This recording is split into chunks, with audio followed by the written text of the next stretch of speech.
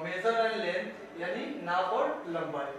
तो सबसे पहले जानेंगे लंबाई है क्या और उसको नापते कैसे हैं। तो मान लेते हैं कि ये एक कलम मतलब ये कलम है, एक पेन है, तो इसकी जो लंबाई हुई वो हमारी लंबाई हो गई। और इसको नापने के लिए क्या करेंगे, हम लोग देखेंगे कि ये कितना बड़ा है, ये कितना छोटा है। तो उसी हिसाब से हमने देखा है कि इसमें बहुत सारी अलग अलग मुख्तलिफ तस्वीरें यहाँ पे हमने दिया है। मिसाल के तौर पे इसको समझने की कोशिश करना है कि सबसे बड़ी तस्वीर अगर पूछा जाए तो क्या होगा, सबसे छोटी तस्वीर पूछा जाए तो क्या होगा, सबसे मोटी तस्वीर पूछा जाए तो क्या होगा और सबसे पतली तस्वीर पूछा जाए तो क्या होगा। तो अब कहने का मतलब है कि अलग अलग तरीके से अलग अलग तस्वीरें यहाँ पे दी गई हैं और उससे हम लोगों को पता लगाना है कि कौन कितनी मोटी है, कितनी छोटी है, कितनी लंबी है, कितनी पतली है। तो आओ बच्चों, आज हम लोग देखते हैं कि कौन सबसे बड़ी होगी। जो बड़ी होगी उस पर हम लोग निशान लगाएंगे, इस तरह का निशान लगाएंगे। तो सबसे समझने की कोशिश करेंगे कि सबसे बड़ी तस्वीरें कौन सी है। तो सबसे बड़ी इसमें बहुत सारा तस्वीर जो है यहाँ पे दिया गया है। बच्चों इसको पहचानते हैं हम लोग। तो सबसे बड़ी तस्वीर इसमें कौन सी आपको दिख रही है बच्चों?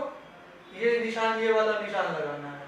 तो ये होगा दूसरा ये होगा, तीसरा ये होगा, चौथा ये होगा। ठीक है बच्चों, अब ये समझने की जरूरत है। और यहाँ पे भी एक है, इसको ऐसे। तो ये क्या हो गई? सबसे बड़ी तस्वीर हो गई। तो इसको हम लोग कैसे देखे हैं? इन दोनों को देखे हैं कि लंबाई में कौन बड़ा है, चौड़ाई में कौन बड़ा है, मोटाई में कौन बड़ा है। यानी कि इस तस्वीर के हिसाब से इस तस्वीर को हम लोगों ने देखा है। ठीक है, इसको प्रैक्टिस करिएगा, सब कुछ आसान हो जाएगा। दूसरा हम लोग देखते हैं सबसे छोटी तस्वीर। सबसे छोटी तस्वीर पे हम लोग क्या करेंगे? इस तरह का निशान लगाएंगे। किस तरह का?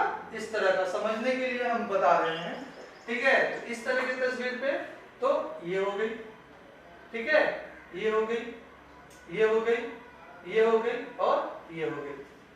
अच्छा, अब पूछा जाएगा कि बच्चों ये बताओ कि कितना समझ में आ गया? इसको प्रैक्टिस करने की जरूरत है। ठीक है, अब बच्चों इसमें पूछा जाएगा कि सबसे मोटी तस्वीर कौन सी है।